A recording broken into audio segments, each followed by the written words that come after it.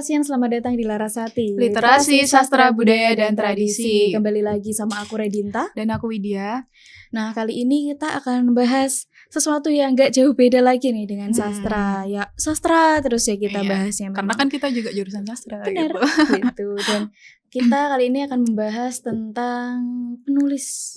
Kalau di pikiranku ya, penulis itu mungkin ya lulusan sastra, ya berkecimpung di dunia sastra sejak mereka duduk di bangku kayak perkuliahan gitu ya. Tapi ternyata penulis-penulis hebat di Indonesia, penulis-penulis besar itu nyatanya kayak mereka itu ternyata berasal dari latar belakang yang berbeda-beda gitu. Benar. Jadi sebagai mahasiswa sastra ya, sastra Indonesia khususnya, mungkin kita akan mencoba memberikan opini ya. Kita akan beropini tentang topik hari ini, yaitu kenapa banyak sekali penulis Indonesia, terutama penulis-penulis besar ya, yang justru berasal dari latar belakang yang lain, bukan sastra gitu.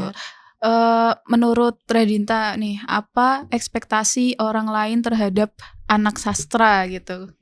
Pernah nggak dengar kayak sastra nih jago nulis gitu? Bukan pernah lagi. Selalu selalu benar. Jadi kita itu sering nih diekspektasikan tahu semua karya sastra. Kita diekspektasikan tahu semua karya klasik, tahu semua karya masa kini. Kita diekspektasikan selalu update. Kemudian kita dianggap KBBI berjalan nih. Bener. Iya, itu ya. Jadi napas atau nafas, apotek atau apotek, terlanjur itu, atau terlanjur. Bener, aduh kita itu ya nggak apa-apa sih karena kan memang passion kita, tapi ternyata kita diekspektasikan terlalu tinggi nih. Waduh, bener nih. Oleh banyak orang gitu. Kalau Kak Widya sendiri? Aku juga sering ya selalu gitu. Anak sastra nih, wah pasti suka baca gitu. Bener. Tapi itu pasti modal. Pasti jago nulis. Iya benar. Gitu. Itu modal teman-teman. Harus bener, suka baca. Meskipun aku kurang suka baca juga ya. Gitu. Jadi memang ekspektasi ke anak sastra itu pasti jago nulis, tahu semua buku gitu ya. Redinta sendiri pernah nggak kayak harusnya jago nulis dong, kayak dituntut gitu untuk harus jago nulis gitulah sama orang-orang? Nggak pernah lagi, tapi memang sering seperti jawabanku yang sebelumnya. Selain dianggap KBBI berjalan nih, kita tuh aku ya sering diekspektasikan jago menulis, dan itu menulis kan luas ya, dan aku itu sering dimasukkan ke dalam semua konteks. Benar. Semisal kita contohnya kayak lagi magang, menulis artikel, itu mungkin artikel berita dan lain-lain, itu kan di perkuliahan kan kita nggak belajar keseluruhan banget gitu kan. Jadi memang kita perlu belajar lagi. Memang banyak ilmu-ilmu baru nih yang kita harus belajar gitu. Nggak serta-merta kita tahu karena kita mempelajarinya di bangku kuliah, nggak gitu ya. Jadi memang banyak sekali ekspektasi yang diekspektasikan ke aku nih contohnya gitu. Jadi mungkin menulis hal-hal sepele, misal aku di organisasi atau apa, dimintai tolong nih tentang hal-hal yang berhubungan dengan kepenulisan, caption Instagram, kemudian kayak pengumuman itu kan sebuah tulisan juga ya. Gitu, itu juga kayak diserahkan ke aku karena aku dianggap sebagai anak sastra yang bisa menulis nih. Kalau Kak Widya gimana? Sama sih kayak yang Redinta bilang tadi, kalau ada hubungannya dengan menulis itu langsung diserahin ke kita gitu. Benar.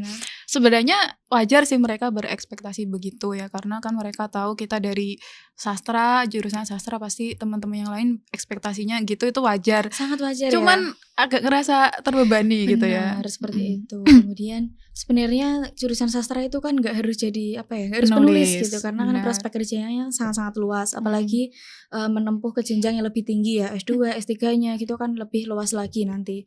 Tapi bukan berarti kita nggak ingin menjadi penulis ya, karena kan penulis itu kan profesi yang sangat-sangat hebat, profesi yang benar yang aku juga pengen sebenarnya gitu. Kemudian Kak Widya tahu nggak, mungkin Kak Widya juga tahu beberapa penulis Indonesia atau mayoritas penulis di Indonesia itu bukan dari background, bukan dari latar belakang lulusan sastra.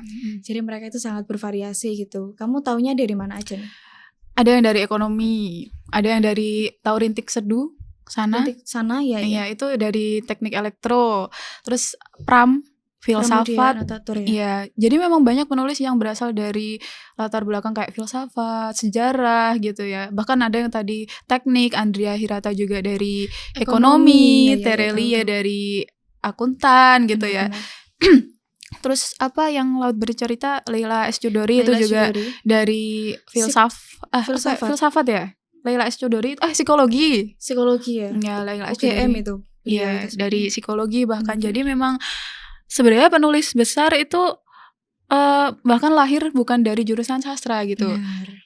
Kenapa demikian gitu kan? Mungkin kita bisa berbagi pengalaman kita sebagai jurusan sastra Indonesia ya. Sebenarnya apa sih yang dipelajari di jurusan sastra gitu? Tipis-tipis aja nih Kak Widya Iya. ya kita nyepilnya. Benar.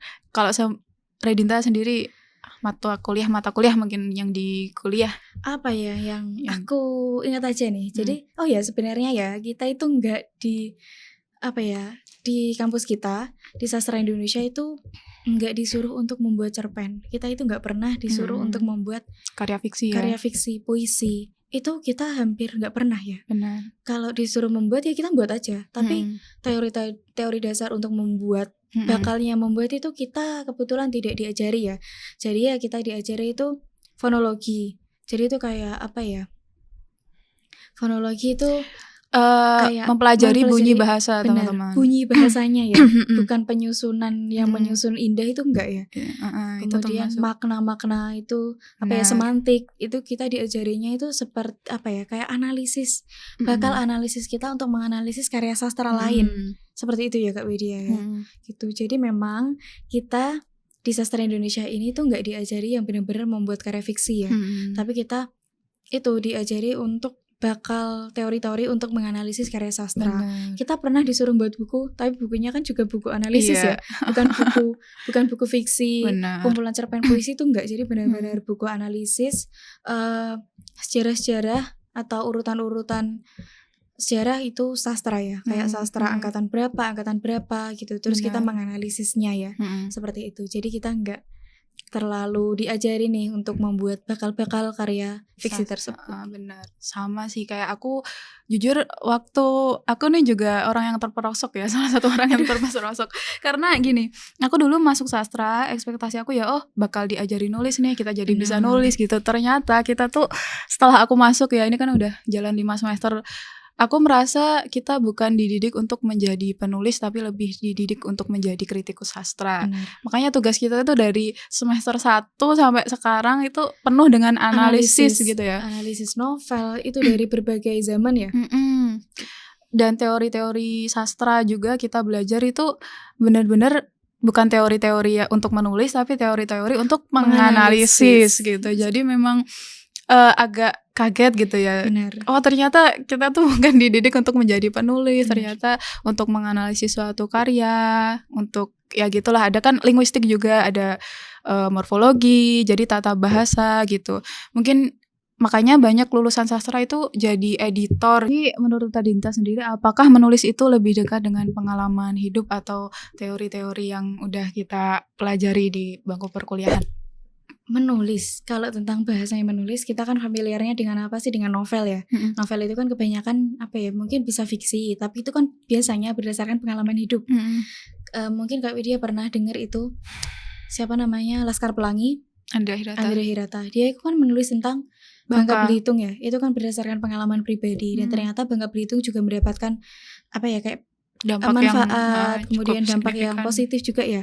Kemudian dari itu juga kan termasuk pengalaman. Jadi teori memang teori yang dipakai itu teori hidup dia kan, bukan teori sastra yang kita pelajari di bangku kuliah ini. Jadi menurutku itu menulis itu memang mayoritas itu kita memerlukan pengalaman ya daripada teorinya. Tapi tentu saja teori basic seperti KBBI yang tentang kapital, kemudian tentang baku tidak baku dan lain-lain itu kan sebenarnya iya benar, itu kan pengalaman apa ya, kayak pengetahuan basic ya sebenarnya. Tapi bakal untuk menulis itu kan dari pikiran atau dari diri manusia sendiri seperti itu. Kalau menurut Kak Widya sendiri gimana? Iya sih, harusnya dari pengalaman hidup ya. Soalnya udah banyak nih buktinya penulis-penulis besar juga bukan dari jurusan sastra gitu. Jadi memang teori-teori yang kita pelajari di sastra itu jujur aku kadang terbebani gitu. Karena apakah ini nanti pernah kepikiran gitu kalau mau menulis apakah ini nanti bisa dianalisis menggunakan teori-teori itu gitu. Iya benar. Kita soalnya terlalu terpaku ya. Apa ya namanya? Iya gitu ya. Jadi memang ya harusnya dari pengalaman hidup gitu, pengalaman hidup kita. Aku juga ngerasa gitu, sering ngerasa kayak apa ya, waktu aku nulis itu waktu aku nulis biasa gini, aku tuh selalu mengait-ngaitkan itu tentang berbagai banyak teori, berbagai macam teori yang sudah kita pelajari nih sepanjang sekitar 2 tahun perkuliahan. Itu ternyata sangat banyak teori yang kita pelajari, dan itu kayak masuk dalam otak, kemudian ternyata terlampiaskan saat kita menulis gitu. Harusnya kita menulisnya menulis biasa, menulisnya secara mengalir, ternyata masih kebiasaan waktu kita menganalisis dulu. Jadi benar banget. Jurusan sastra Indonesia dengan analisis kepenulisan, kemudian analisis karya sastra itu sangat melekat erat gitu. Karena kan kita dari awal sampai semester 5 ini kan belajarnya seperti itu terus ya Kak Widya ya. Jadi memang ketika kita udah banyak menganalisis ya puluhan buku, kita udah makan kenyang sama teori sastra gitu ya. Jadi otak kita pun akan otomatis menjadi editor gitu. Pernah gitu sekali nulis langsung satu kalimat aja, kayaknya ini gak sesuai deh, kayaknya SPOK-nya salah gitu, tata bahasanya salah, sintaksisnya salah nih, morfologinya gak tepat gitu. Benar. Atau apalah gitu ya. Jadi lagi nulis satu kalimat aja langsung di backspace gitu, terus mikir ulang. Benar. Terus ini tuh kadang menuliskan jadi ini tuh ada maknanya nggak sih, bisa dikaji sama teori apa ya gitu. Ini tuh masuk feminis atau apa nih gitu. Bahkan jadi aku sendiri sesimpel ya ini apotik atau apotek. Aduh, masih ngecek di KBBI padahal kita kan sudah kenyang ya makan itu ya, tapi karena mungkin terlalu banyak yang kita pelajari gitu. Ada keraguan yang muncul seperti itu ya. Jadi jujur aku dari diriku sendiri itu ada ketakutan saat menulis, bukan ketakutan gimana ya, cuma mungkin kepekaan yang lebih tinggi. Jadi memang saat menulis, bahkan menulis yang biasa pun aku merasa agak bener nggak ya gitu. Kalau Kak Widya tadi ya juga mengungkapkan ya mungkin ada ketakutan yang muncul ya. Benar. Kalau Radinta pernah nggak terbebani gitu sebagai jurusan sastra ya untuk menghasilkan suatu karya gitu deh? Karena kan biasanya outputnya sastra Indonesia, bahkan kita dikasih kelonggaran nih kalau udah bisa menghasilkan sebuah karya gitu, bisa lulus gitu, walaupun sekarang kebijakannya udah berubah ya. Berubah ya biasanya ya. Kalau aku merasa terbebani sih jujur tidak ya, tapi aku memiliki keinginan kuat nih untuk menghasilkan karya tersebut, karena kan teman-teman di sekitar kita kan banyak ya Kak Widya yang sudah menghasilkan buku, kemudian dia itu juga menulis di mana menghasilkan profit, kemudian menghasilkan monetisasi yang bagus. Itu kan ternyata sangat luas nih di lingkungan kita Kak Widya, banyak yang seperti itu. Jadi mungkin ada nih dorongan, kemudian keinginan besar untuk melakukan hal yang sama seperti mereka, karena ternyata dengan hobi yang aku sukai, yang aku tekuni, ternyata bisa menghasilkan keuntungan juga nih buat aku selain pengalaman ya tentu saja seperti itu. Bener. Aku sendiri juga sama sih, kayak ingin ya, bukan terbebani. Ya terbebani juga sih. Karena ini jurusan sastra masa kayak nggak menghasilkan sebuah tulisan gitu. Jadi ada keinginan untuk menghasilkan sebuah karya juga. Semoga adalah nanti ya sebelum lulus gitu kita bisa menghasilkan suatu karya gitu ya. Dan Radinta sendiri pernah merasa insecure nggak sama saat membaca karya-karya penulis kayak misalkan Leila S. Chudori atau Andrea Hirata gitu, atau mungkin teman Radinta atau siapalah yang Radinta kenal udah menerbitkan buku dan karyanya itu bagus banget gitu, pernah nggak ada rasa insecure atau ya merasa kurang gitu dari mereka? Kalau insecure aku jujur tidak. Jadi insecureku itu bukan yang insecure gitu. Jadi aku merasa itu mereka bahkan wah kok bisa ya mereka menulis kayak gini. Jadi aku lebih ke bertanya-tanya gitu loh, gimana caranya. Terus aku kayak lebih kepo gitu loh, gimana cara dia menyusun ini, gimana cara dia kok bisa kayak gini. Itu kan sangat indah kan biasanya ya gitu. Jadi aku gak merasa insecure dan lain-lain, dan itu justru menjadi motivasiku untuk menulis lebih baik lagi seperti itu. Kalau Kak Widya sendiri gimana? Apakah merasa insecure atau gimana? Aduh, aku insecurity is my middle name kan. Ya ini bukan sesuatu yang baik ya. Tentunya aku tetap merasa insecure ya, apalagi kan aku memang dari awal tuh masuk sastra bukan keinginan lah, nggak tahu ini kenapa masuk sastra gitu. Dan setelah masuk terus melihat teman-teman yang lain yang mungkin bukan non sastra gitu bisa menulis dengan sangat indah, itu merasa kok aku nggak bisa kayak mereka gitu. Aku kagum sama mereka kok bisa demikian gitu. Tapi muncul rasa insecure itu ya, merasa rendah diri gitu. Terus aku masuk sastra Indonesia kalau nggak bisa menulis kayak mereka, gimana Oh, gitu kan. paham. Jadi memang kalau aku sendiri rasa insecure itu ada, tapi sebenarnya rasa insecure itu bisa menjadi baik kalau kita mampu dari rasa insecure itu kita berangkat menuju lebih baik gitu ya, kayak belajar nih gimana, kayak Rendita tadi gimana nih bisa menulis bagus kayak gini gitu. Benar, seperti itu ya. Lalu kalau Rendita sendiri keuntungan nih dari mahasiswa sastra gitu dalam proses menulis itu apa? Oh, keuntungan sendiri. Karena kan tadi sudah disebutkan berkali-kali ya, wah kita nih mahasiswa sastra. Dan tentu saja kita itu nggak pernah lepas dari yang namanya karya sastra di tiap minggunya. Kita itu pernah nih seminggu itu harus baca 2 buku, 3 buku itu untuk dianalisis. Puluhan buku lah hitungannya ya, sampai sekarang ya.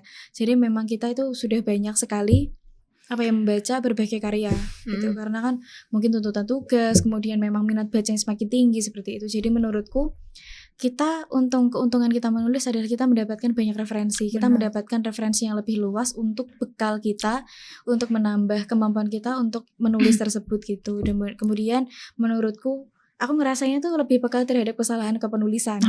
Gitu. Jadi mungkin karena kita sudah terlalu banyak mengamati tulisan-tulisan yang berderet itu, yang berjejer itu, jadi kita lebih lebih peka gitu terhadap kesalahan penulisan gitu. Typo-typonya itu kita lebih peka lah seperti itu. Menurutku ya. Kalau Widya sendiri gimana? Benar sama juga, karena kan banyak banget ya udah kalimat ini tuh udah familiar di telinga kita ya. Penulis yang baik adalah pembaca yang baik juga gitu. Dan dengan kita masuk sastra Indonesia, kita kan jadi dipaksa mau nggak mau nih. Kayak aku walaupun aku nggak suka membaca, mau nggak mau harus tetap baca gitu. Jadi referensinya tuh banyak ya. Jadi kita sudah membaca berbagai karya sastra, untuk kembali menulis tuh sebenarnya mungkin harusnya lebih bisa menghayati, lebih bisa mencari kayak ide-ide lain, explore ide-ide lain yang lebih luas dibandingkan teman-teman yang bukan dari jurusan sastra gitu. Jadi gitulah Rasians, kita jurusan sastra bukan berarti kita tidak bisa menjadi penulis gitu, tapi memang kita dididik untuk menjadi kritikus sastra ya, sepertinya seperti itu, dan lebih ke editor. Kita tidak pernah mempelajari bagaimana teknik-teknik menulis karya sastra yang baik, karya fiksi gitu ya, apa penokohan atau gimana, itu kita nggak pernah belajar yang kayak gitu. Jadi memang kita analisis, mengkritik gitu, ada matkulnya kritik sastra juga ya. Jadi gitu, kita juga kebanyakan overthinking ya. Jadi ngetik satu kalimat gitu, otak kita otomatis langsung ke-reset jadi editor gitu. Jadi memang susah gitu ya. Tapi bisa nanti ya, semoga ya, amin. Semoga bisa, amin. Ya mungkin cukup sekian episode kali ini ya. Semoga bermanfaat, karena kita kan juga beropini, kita masih butuh belajar juga ya Kak Widya ya. Apalagi kita masih mahasiswa, belum ahlinya. Jadi kita hanya nge-share, kita hanya berbagi yang kita tahu saja Kak Widya, yang kita pikirkan juga seperti itu. Semoga bermanfaat. Sampai jumpa di episode Larasati selanjutnya. Bye bye.